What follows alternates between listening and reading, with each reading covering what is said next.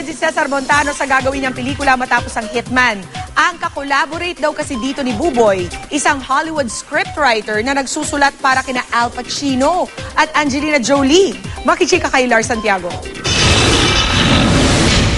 May jet lag pa si Cesar Montano nang humarap sa press para sa pelikula niyang Hitman. Kagagaling lang ni Cesar sa bakasyon sa New York City, kasama ang asawang si Sunshine Cruz.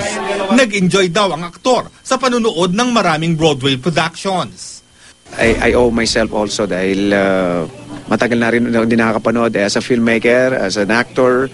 I owe it to myself and I owe it to my wife also na matagal ko na rin hindi napapasyal. Masaya ring ibinalita ni Cesar na ang susunod niyang pelikulang sisimulan niyang gawin sa Marso ay isusulat niya at ng Hollywood scriptwriter na si Donald Martin. May pamagat itong Getting to America. Donald Martin na based in LA, na kaibigan po natin. Siya po yung co-writer natin na Hollywood writer, screenwriter. Siya yung gumawa ngayon ng masterpiece na gagawin po ni Al Pacino in Summer at Caro na gagawin naman ni Angelina Jolie this year also. Magkahalong excitement at kaba naman ang nararamdaman ni Cesar, lalo pat sa susunod na linggo ay ipapalabas na ang Hitman. Sinadya raw nilang gawing maaksyon ang pelikula dahil gusto nilang ito ang proyektong magpabalik sa Tagalog action movies.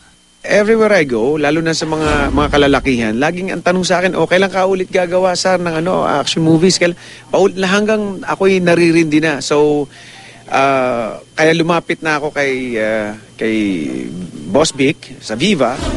Kasama ni Cesar sa Hitman sina Philip Salvador, Jocko Diaz, Ricky Davao, Mark Heras at Sam Pinto. Puring-puri ni Cesar si Sam dahil hindi raw nito sinakyan ang intrigang pinagseselosan siya ni Sunshine dahil sa may init nilang love scene sa pelikula. Hindi ako magdadalawang isip na makasama ulit si Sam because Sam Pinto is a very, very nice person, very intelligent at napakagaang kasama sa pelikula, sa paggawa ng kahit na anong klaseng trabaho. Lars Santiago, updated sa Showbiz Happenings.